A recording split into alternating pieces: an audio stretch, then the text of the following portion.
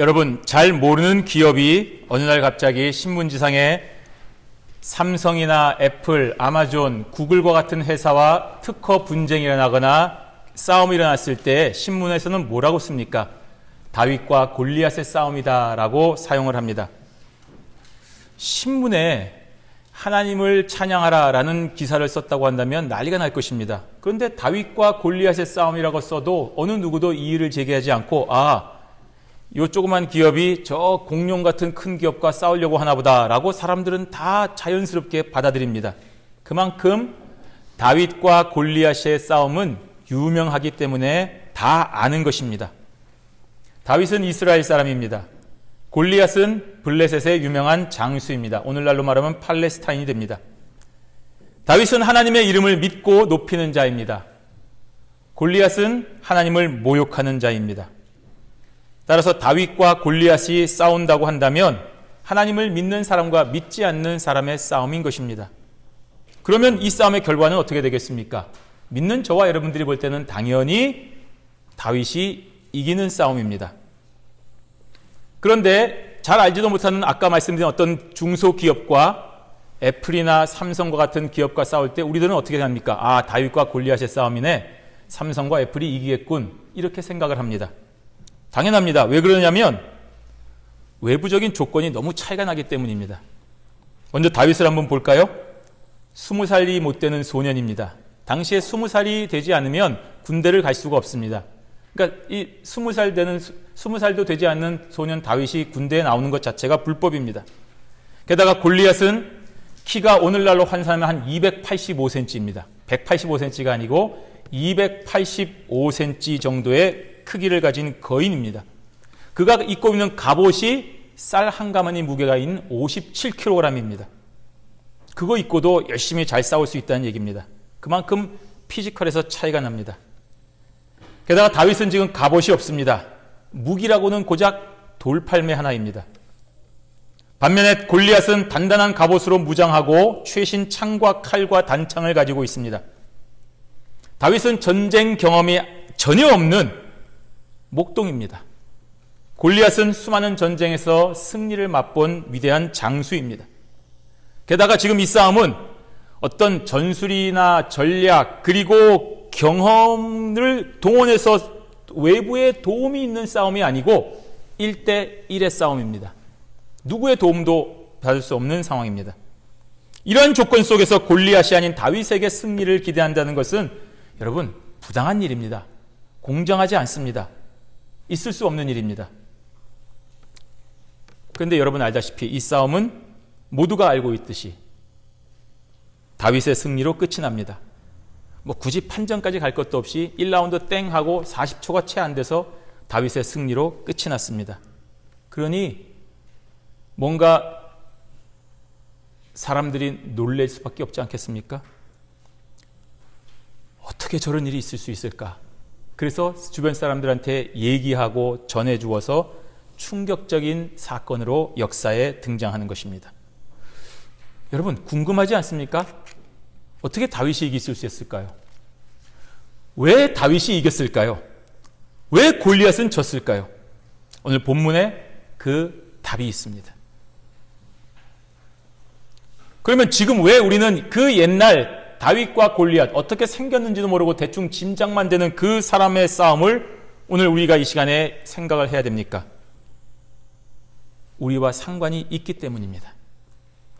다윗과 골리앗의 싸움은 그때뿐 아니라 지금도 우리에게 일어나고 있는 싸움이기 때문에 우리가 이 싸움을 기억해야 되는 것입니다. 앞으로도 우리의 자손들에게 후손들에게 이 싸움이 일어날 것이기 때문입니다. 주님께서 다시 오시는 날까지 이 싸움은 계속되기 때문입니다. 왜 그렇습니까? 하나님을 믿는 자와 믿지 않는 자의 싸움이기 때문인 것입니다. 그래서 하나님을 믿는 사람과 믿지 않는 사람이 존재하는 한 다윗과 골리앗의 싸움은 계속 이어지는 것입니다. 물론 그 시간에 저와 여러분들은 예외 없이 다윗입니다. 다윗 편입니다. 다윗 쪽입니다. 그러니 걱정할 것이 없습니다. 오늘 본문이 알려주고 있는 이 답을 가지고만 있으면 지금 우리를 모욕하고 조롱하고 협박하는 오늘의 골리앗을 단숨에 물리칠 수 있는 무적의 승리자가 될 수 있는 것입니다. 오늘 그 비법이 나와 있습니다. 먼저는 칼과 창과 단창이 아닌 하나님의 이름으로 나아가야 되는 것입니다. 블레셋은 이스라엘의 철천지 원수입니다. 그런 블레셋에 골리앗이라고 하는 참 역사에 한 명 날까 말까한 장수가 나타나서 지금 이스라엘을 모욕하고 조롱하고 시비를 겁니다. 그런데 이스라엘 편에서는 어느 누구도 선뜻 나서지를 못합니다. 이 정도 모욕을 당하면 좀 싸워야 되는데 나서지를 못합니다. 그럴 수밖에 없지요. 차이가 나기 때문입니다. 미국 대사가 우리나라한테 아무리 막말을 해도 우리는 함부로 얘기할 수 없습니다. 우리가 미국과 싸울 수는 없지 않습니까? 외적인 조건이 너무나 차이가 나서 굳이 싸우지 않아도 그 결과를 짐작할 수 있기 때문에 속으로는 부글부글 할지 몰라도 참아야 됩니다. 오늘 사울 왕도 참았습니다. 왜 참았습니까? 이 싸움이 군사적인 문제이기 때문에 참은 것입니다. 그런데 여러분, 이 문제는 군사적인 이슈가 아니라 신학적인 문제입니다.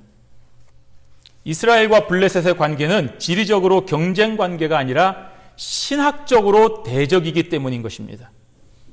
그렇기 때문에 이러한 싸움과 이러한 분쟁이 일어날 때 가장 먼저 고려해야 될 것은 이스라엘의 입장에서는 신학적인 해답을 찾아야 되는 것입니다. 그런데 사울 왕을 비롯하여 어느 누구도 신학적인 해결책을 내놓는 사람이 없습니다. 심지어 상대방에게서 이 문제를 신학적인 문제라고 힌트를 주고 있는데도 그렇습니다. 저들이 하나님의 군대 이스라엘을 모욕하는 것이 바로 그 명백한 힌트가 아니겠습니까? 내가 이렇게 하나님을 모욕하는데 너희들 모르겠니? 라고 말하는 것입니다. 이렇게 모두가 그저 군사적인 문제인 줄 알고 숨죽여가고 있을 때에 바로 이러한 절망적인 상황 속에서 군사적인 해결책이 아닌 신학적인 해결책을 가지고 나타난 사람이 있었으니 바로 다윗입니다. 다윗은 너무나도 분명한 믿음을 가지고 있습니다. 그렇기 때문에 골리앗이 가지고 있는 외적인 조건을 전혀 고려하지 않습니다. 의식하지 않습니다. 그게 뭐 문제가 되겠습니까? 하나님의 이름을 믿고 따르는 다윗이기 때문에 골리앗의 외부적인 칼과 창과 단창은 전혀 위축될 문제가 아닌 것입니다. 그래서 사울 왕이 부하들의 말을 듣고 다윗을 불렀을 때 다윗은 주눅들지 않고 오히려 담대하게 왕에게 용기와 격려를 줄 수가 있었던 것입니다. 여러분, 이 상황은 참 이상한 상황입니다. 보통 신인 선수가 메이저리그나 국가대표 경기에 처음으로 데뷔하게 되면 감독이나 고참 선수들이 그 신인 선수를 불러다가 괜찮아, 주눅들지 말고 지금 하던 것처럼만 해.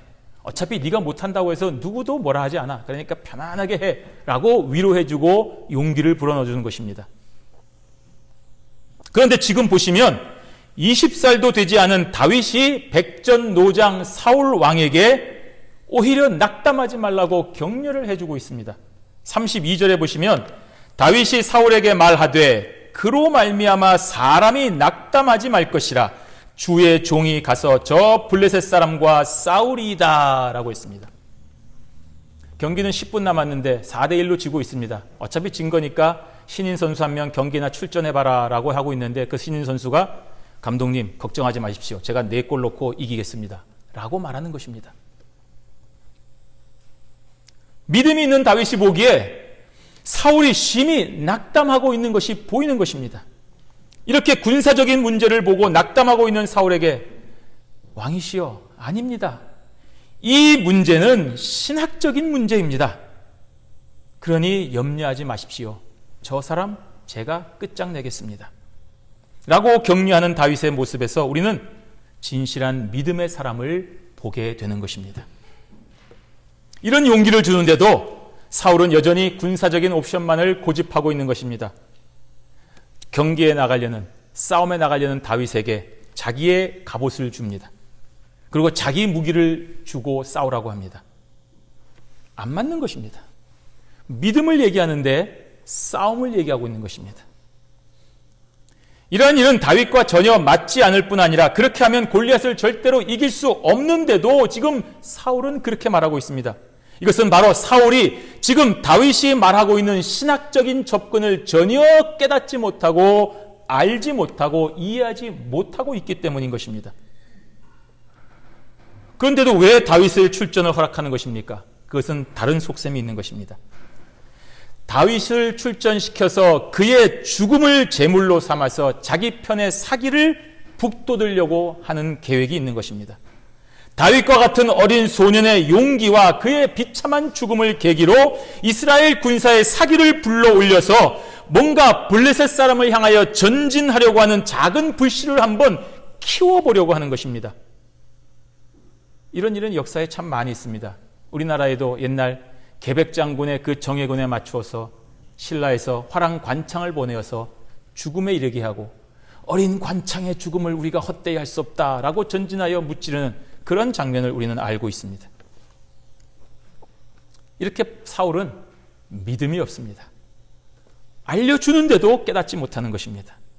하지만 다윗은 이러한 사울의 계획과는 달리 신학적인 해답을 가지고 골리앗을 향하여 나아갔습니다.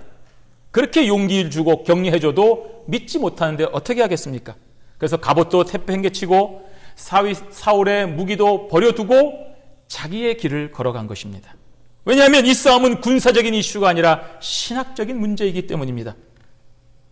그런 다윗을 보고 심한 모욕감을 느낀 사람이 바로 적군의 장수 골리앗이었습니다. 42절을 보시면 골리앗은 다윗을 보고 업신여겼다라고 했습니다. 코웃음을 친 것입니다. 왜 그렇습니까? 다윗이 꼭 아이돌 같았기 때문입니다. 격투기를 하려고 하는데 호리호리한 친구가 나오니까 이 말이 안 되는 것입니다. 젊고 붉고 용모가 아름다웠다라고 했습니다. 40일 동안 내가 그렇게 모욕을 퍼부어서 너희들이 뭔가 준비하고 40일 동안 아주 강한 용사를 보내리라고 생각을 했는데 너희들이 보낸 용사가 고작 저 어린 연예인 같은 그런 젊은이였으니 골리앗으로서는 심히 모욕을 받았다라고 생각을 한 것입니다. 그래서 다윗을 향하여 화를 내었습니다. 네가 나를 개로 여기느냐? 그래서 막대기를 가지고 나한테 나오는 것이냐? 라고 소리를 지은 후에 자기가 섬기는 신들의 이름으로 다윗을 저주했습니다. 당연히 골리앗으로서는 군사적인 정당한 대결을 원했는데 이러한 말도 안 되는 일을 당하니 그런 반응을 보이는 것입니다. 이렇게 믿지 않는 사람들은 세상적인 방법으로만 모든 것을 해결하려고 하는 것입니다. 그래서 신자가 추구하는 길과 방법들을 보면 어이없어하고 화를 내고 조롱하고 배척합니다. 당연합니다. 무슨 문제가 있을 때에 어떻게 하면 좋겠느냐 하고 대책회의를 하는데 기도해야 됩니다. 예배를 드려야 됩니다. 하나님을 바라봐야 됩니다. 그러면 야, 지금 우리가 돈이 없는데 무슨 예배야?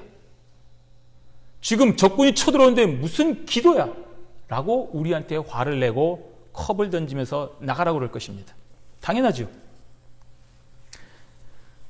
그리고 난 후에 골리앗은 이 싸움의 승리를 너무나도 확신하면서 싸움 그 이후에 대하여 말하고 있습니다. 44절을 보시면 내가 내 살을 공중의 새들과 들짐승들에게 주겠다라고 했습니다. 이 말은 당연히 자기가 다윗을 이긴다는 것이 전제되어 있는 것입니다. 즉 다윗이 자신에게 죽임을 당하여 공중의 새들과 들짐승의 밥이 된다는 말입니다. 하지만 이러한 골리앗의 생각과는 달리 다윗은 이 싸움의 본질과 결과를 잘 알고 있습니다. 그러므로 골리앗의 군사적인 옵션에 대하여 신학적인 메시지를 선언함으로써 자신의 승리를 다시 한번 확신케 한 것입니다. 그래서 골리앗과 골리앗에 속한 블레셋 군대 그리고 사울 왕과 이스라엘 군사들에게도 이 사실을 분명하게 각인시켜주는 것입니다. 우리 45절 말씀 함께 읽도록 하겠습니다.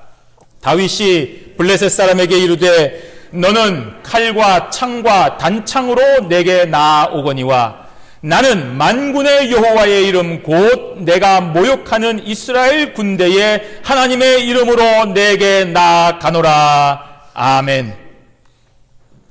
블레셋 사람 골리앗이 내세운 칼과 창과 단창은 이러한 군사적인 싸움에서 가장 중요한 요소입니다. 이것이 빠지면 안 됩니다.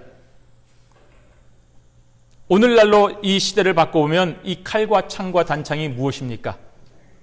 여러분이 가진 재물, 학력, 태어난 가문, 명예, 인맥, 건강, 혈통, 이런 것들을 말합니다. 이 세상 사람들은 저와 여러분들에게 이러한 것을 가지고 위협하고 굴복하고 무릎을 꿇으라 하고 말하고 있습니다. 그래서 우리는 아무런 토를 달지 못하고 무릎을 꿇고 복종하며 달콤한 열매를 받아 먹습니다. 당연히 저들의 말은 권유가 아니라 명령입니다. 내 말을, 부드럽게 포장한 내 말을 거역하는 순간 너는 아무것도 하지 못하고 인생의 패배자와 낙오자가 될 것이라는 위협이기 때문입니다. 그러니 내가 주는 것 이거 받아 먹고 개나 소처럼 죽었다라고 일하라는 것입니다. 그렇게 하지 말라고 하는 하나님의 말씀이나 목사님의 설교는 그 순간 아무것도 모르는 뜬구름 잡는 얘기로 치부됩니다. 기도합시다. 찬송합시다. 성경을 공부해야 됩니다. 교회 중심의 삶을 살아야 됩니다. 라고 하는 소리에 아이고 목사님 한번 사회에 나가보십시오. 목사님 사회생활을 안 해보셔서 그러시는 것 같은데 일단 먹고 사는 문제부터 해결해 놓고 나서 그래야 일을 하지 않겠습니까? 이 치열한 세상에 목사님처럼 그렇게 순종하고 살다간 다 굶어 죽기 딱 좋습니다. 라고 말합니다. 이렇게 눈앞에 있는 골리앗의 칼과 창과 단창 앞에서 별다른 해법을 찾지 못하고 다들 무너지는 것입니다. 그러니까 사울 왕을 비롯해서 다윗의 형들까지도, 다윗의 형은 심지어 다윗이 사무엘 선지자로부터 안수를 받고 왕이 될 것을 목격한 자임에도 불구하고 이러한 믿음 없는 소리를 하고 있는 것입니다. 이렇게 단 한 사람도 예외 없이 벌벌 떨고 골리앗에 주는 그 엄청난 모욕을 참고 참는 것입니다. 집에서 나를 기다리는 가족들 생각하면 참아야지. 내 커리어와 미래를 생각하면 참아야지. 지금 괜히 나갔다가 사람들로부터 박수는 받을지 몰라도 저 골리앗의 칼에 죽임을 당하면 나는 뭐가 되겠는가? 참아야지. 골리앗이 내거는 칼과 창과 단창은 도저히 극복할 수 없는 것이라고 여겼기 때문입니다. 이 싸움을 군사적인 문제로 보고 있기 때문인 것입니다. 하지만 다윗은 오늘 분명하게 외치고 있지 않습니까? 나는 만군의 여호와의 이름 곧 내가 모욕하는 이스라엘 군대의 하나님의 이름으로 내게 나아가노라고 말씀하고 있습니다. 다윗 혼자만이 이 문제가 군사적인 이슈가 아니라 신학적인 문제임을 알고 있기 때문에 이러한 외침을 할 수 있는 것입니다. 여러분, 신학적인 문제에 있어서 칼과 창과 단창은 아무 영향력이 없습니다. 영혼 구원의 문제에 있어서 여러분이 가지고 있는 재물과 명예와 권력과 인맥이 무슨 소용이 있습니까? 영향력이 있습니까? 돈 많이 있는 사람은 천국에 갈 수 있고 돈 없는 사람은 못 가고, 권력 있는 사람은 천국에 조금 더 가까이 갈 수 있는 찬스가 있고 권력이 없는 사람은 못 가고, 그렇습니까? 아닙니다. 없습니다. 만약에 그런 것이 영향력이 있다고 한다면 그것이 이단입니다. 중세 기독교가 타락한 이유가 바로 여기에 있습니다. 돈이 필요했기 때문에 면죄부를 팔았습니다. 황제의 환심을 사야 되기 때문에 권력 앞에서 황제의 가족들이 구원을 받는다라고 거짓 선포를 한 것이기 때문에 타락한 것입니다. 지금도 타락한 목회자와 성도는 오늘의 골리앗들이 가지고 있는 저 칼과 창과 단창에 겁을 먹고 벌벌 떨기 때문에 무너졌고 무너지는 것입니다. 그러나 다윗은 오직 여호와 하나님의 이름으로 골리앗에게 나갔기 때문에 위대한 승리를 할 수가 있는 것입니다. 너무나도 당연한 승리를 받을 것이기 때문에 다윗은 확신에 찬 목소리로 이스라엘과 블레셋 모두에게 외친 것입니다. 46절과 47절 말씀 함께 읽습니다. 오늘 여호와께서 너를 내 손에 넘기시리니 내가 너를 쳐서 내 목을 베고 블레셋 군대의 시체를 오늘 공중의 새와 땅의 들짐승에게 주어 온 땅으로 이스라엘의 하나님이 계신 줄 알게 하겠고 또 여호와의 구원하심이 칼과 창에 있지 아니함을 이 무리에게 알게 하리라. 전쟁은 여호와께 속한 것인즉 그가 너희를 우리 손에 넘기시리라. 아멘. 여러분, 이러한 고백이 얼마나 위대합니까? 지금 골리앗은 자신이 가진 칼과 창과 단창으로 이 애송이 다윗을 죽여 공중의 새와 들짐승의 밥이 되겠다고 위협했습니다. 하지만 다윗은 여호와 하나님의 이름으로 골리앗의 목을 벨 것이며 골리앗과 블레셋 군대의 시체를 공중의 새와 땅의 들짐승의 밥으로 만들어 버리겠다고 했습니다. 이것은 뭐 단순한 복수입니까? 네가 그렇게 얘기했으니까 나도 똑같이 또 얘기해 주겠다, 그런 것입니까? 아닙니다. 살아계신 하나님의 이름을 모욕한 골리앗과 블레셋을 향하여 온 땅에 명확하게 드러나게 하겠다는 말입니다.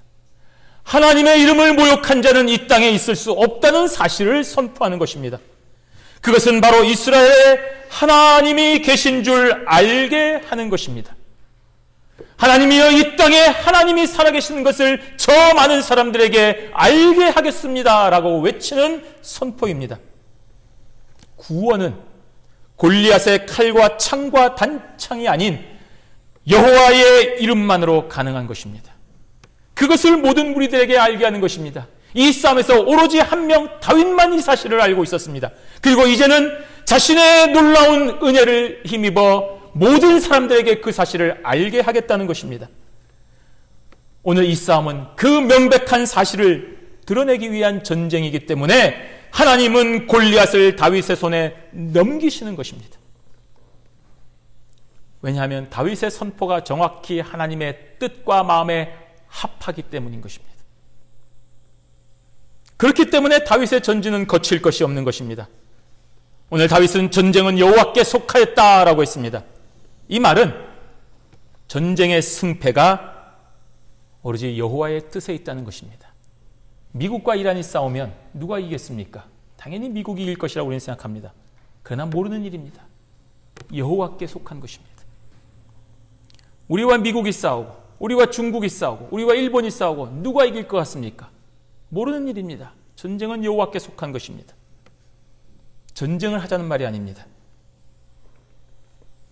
그러므로 여호와의 이름으로 전진하는 다윗에게 당연히 골리앗과 그 군대들은 쓰러질 수밖에 없는 것입니다. 하나님의 이름으로 나아가는 자가 승리하는 편이라는 것입니다. 역사적으로 볼 때 신자인 저와 여러분들은 항상 골리앗들의 조롱에 휩싸여 있습니다. 이 땅에 사는 날 동안에 우리의 어버이들도 그랬고 우리들도 그렇고 우리의 후손들도 이 싸움을 피해갈 수가 없습니다. 그러나 여러분, 이것은 다시 말씀드리지만 정확하게 신학적인 문제입니다. 하나님을 믿느냐, 그렇지 않느냐, 하나님의 이름을 경외하느냐, 하나님의 이름을 모욕하느냐의 싸움인 것입니다. 그렇다고 한다면 사울 왕과 이스라엘 군사들처럼 두려워할 필요가 없다는 말입니다. 오늘 다윗처럼 살아계신 하나님의 이름으로 오늘의 저 골리앗들을 향하여 전진하면 됩니다. 나가시면 됩니다. 그러면 반드시 여호와께서 저들을 우리 손에 붙여서 쓰러뜨리시는 것입니다. 패하게 하시는 것입니다. 왜냐하면 여호와의 구원하심은 칼과 창과 단창으로 대표되는 돈, 명예, 권력, 재물, 이런 세상의 가치가 아니라 오로지 여호와 하나님의 이름인 것을 기억하시고 오늘도 온 세상을 휘어잡고 위협하는 저 골리앗들을 향하여 담대하게 여호와의 이름으로 전진하여 승리하는 주님의 용사들이 되시기를 바랍니다. 아멘. 두 번째로, 하나님의 이름으로 나아가면 승리합니다. 반드시 승리합니다. 여러분, 47절까지의 말씀이 끝났다고 한다면 그 이유는 어떻게 되었겠습니까? 말로는 무언들 못하겠습니까? 저렇게 말로만 해놓고 가서 칼에 휩쓸려 한번 다윗이 죽었다고 한다면 그 앞에 있는 그 수많은 말들 다 거짓이 되고 마는 것입니다. 이겨야만이 그 말이 사실이 되고 빛이 나는 것입니다. 그런데 아무도 이길 것이라고 생각하지 않았습니다. 다윗 빼고는요. 그래서 골리앗이 다윗이 외치는 모든 말들과 행동을 하룻강아지 범 무서운 줄 모르는 것으로 취급했습니다. 이걸 듣고 두려워 떨었겠습니까? 비록 아무런 긴장감이 없는 싸움이지만 본보기 차원에서 저 다윗을 묵살하려고 했습니다. 그래서 한 방에 날려버리려고 다윗을 향해서 천천히 걷기를 시작했습니다. 당대 최고의 용사가 드디어 최신 무기를 가지고 움직이기 시작했습니다. 그 대상은 무명의 다윗입니다. 아무 경험도 없고 딱히 무기랄고도 할 것도 없는 팔매 흔들리고 달려오는 현직 목동을 대상으로 말입니다. 골리앗과 블레셋은 아무런 긴장감이 없습니다. 그리고 커피 한 잔 마시면서 싸움을 지켜보는 것입니다. 곧 끝나겠군. 다윗의 목이 오른쪽으로 나갈까 왼쪽으로 날까? 우리 오른쪽으로 날아간다에 내기를 걸자. 이런 얘기하고 있었을 것입니다. 사울왕과 이스라엘 군사들도 다윗과 골리앗의 싸움에 승패를 기대하지 않았습니다. 당연히 죽을 것이고 다윗이 죽는다고 한다면 그 죽음 이후에 어떻게 해야 되나? 바로 그때 진격 앞으로를 외쳐야 되나? 아니면 시체를 수습해가지고 불태우면서 한번 군사들의 사기를 진작해야 되나? 그런 생각하고 있는 와중에 갑자기 골리앗을 향하여 빠르게 달려가는 다윗은 그 순식간에 손을 주머니에 넣어 돌을 꺼내어 물매로 던져서 골리앗의 이마를 정확히 맞춰서 쓰러뜨려 버렸습니다. 그리고 골리앗이 자랑하던 최신 무기인 그의 칼로 골리앗의 목을 베어버렸습니다. 40일 동안 살아계신 하나님의 군대를 모욕한 골리앗이 쓰러지는 순간은 40초가 채 되지 않았습니다. 그는 쓰러졌고 자기의 칼로 목베임을 당했습니다. 둘러선 모든 사람들뿐 아니라 골리앗조차 내가 어떻게 쓰러진 것인지도 모르고 인식하기도 전에 일어난 일입니다. 최신 무기인 칼과 창과 단창과 갑옷으로 무장한 당대 최고의 용사인 골리앗은 오로지 하나님의 이름으로 나아간 다윗에게 힘 한번 써보지 못하고 어떻게 죽임을 당했는지도 모른 채 쓰러지고 목베임을 당했습니다. 그것도 자기의 칼로 말입니다. 역시 전쟁은 여호와께 속한 것 아닙니까? 단 한 번에 달려가면서 빙빙 돌리다가 어느 순간 휙 하고 던진 물맷돌이 걸어오는 골리앗의 단 하나 비어있는 약점인 이 이마를 정확하게 맞힐 확률은 얼마가 되겠습니까? 오늘날 슈퍼컴퓨터하고 수학자들이 계산해 봐도 아마 수백만 분의 1일 것입니다. 그것도 맨 처음 시도에 성공하는 건 말입니다. 이때 실패하면 다윗은 죽기 때문입니다. 수백만 번 시도해서 한 번 성공할 수 있을까 말까 할 것입니다. 그런데 이것이 처음에 성공했다는 것은 여러분 하나님의 일하심 외에는 설명할 수가 없습니다. 무슨 이론으로 이것을 설명하겠습니까? 다윗은 바로 그러한 믿음으로 나아갔고 하나님은 다윗의 그러한 분명한 믿음에 정확하게 응답하여 주신 것입니다. 이것이 바로 하나님의 이름으로 나아가는 오늘날의 다윗들이 얻게 되는 분명한 결과인 것입니다. 이것이 은혜입니다. 살아계신 하나님의 이름을 40일 동안 모욕한 골리앗의 운명은 여호와의 이름으로 달려나간 다윗에 의하여 40초 만에 끝장났습니다. 이 사건이 주는 명백한 사실은 바로 골리앗의 외부적인 조건이라든지 그가 가진 최신식 무기에게 이 싸움의 운명이 좌우되는 것이 아니라는 사실입니다. 세상의 모든 역사는 하나님께서 홀로 주관하십니다. 여러분 이것을 믿고 실천하게 옮겨야 됩니다. 그러므로 살아있는 모든 피조물들은 위대하신 하나님의 이름을 경외하며 그를 높여야만 됩니다. 그렇지 아니하고 나의 덩치만 믿고 내가 가지고 있는 명예, 물질, 권력만 믿고 하나님의 이름을 만홀히 여기면 그 철석같이 믿는 명예와 권력과 재물에 의하여 목베임을 당하는 것입니다. 이렇게 다윗과 골리앗의 싸움은 하나님께서 자신의 이름으로 나아가는 자에게 당신의 영광을 드러내시는 것을 온 세상에 선포하신 것입니다. 그 결과 지금도 이 세상은 이름 없는 기업과 애플, 아마존, 삼성과 같은 기업이 싸울 때에 믿지 않는 기자들조차도 다윗과 골리앗의 싸움이라고 하는 그런 기사를 쓸 수밖에 없는 명백한 사건으로 남는 것입니다. 하나님은 이렇게 당신의 이름을 경외하는 자에게 위대한 승리를 허락하시는 분이십니다. 오늘 본문 50절에 보시면 다윗에게는 칼이 없다고 했습니다. 골리앗에게는 칼이 있었지만 다윗은 칼이 없이 이 싸움을 했습니다. 다시 말씀드리지만 이 싸움은 칼이 필요한 군사적인 문제가 아니라 칼이 필요 없는 신학적인 문제이기 때문에 그렇게 한 것입니다. 그래서 칼이 필요하지 않고 오직 여호와의 이름만이 필요한 것입니다. 그런데도 오늘날 저와 여러분들은 가끔씩 이 세상을 혼동합니다. 칼로 대표되는 건강이 있어야 된다고 생각을 합니다. 돈이 있어야 유학을 오지. 명예와 학력이 있어야 된다고 이 세상에서는 말하고 있습니다. 인맥이 있어야 되고 가문의 배경을 등에 업어야 된다고 얘기합니다. 요즘 아주 유명한 아빠 찬스를 써야 성공한다고 얘기합니다. 엄마 찬스를 써야 내 삶이 편해진다고 말합니다. 유명한 자의 전화 한 통을 주면 합격된다고 믿습니다.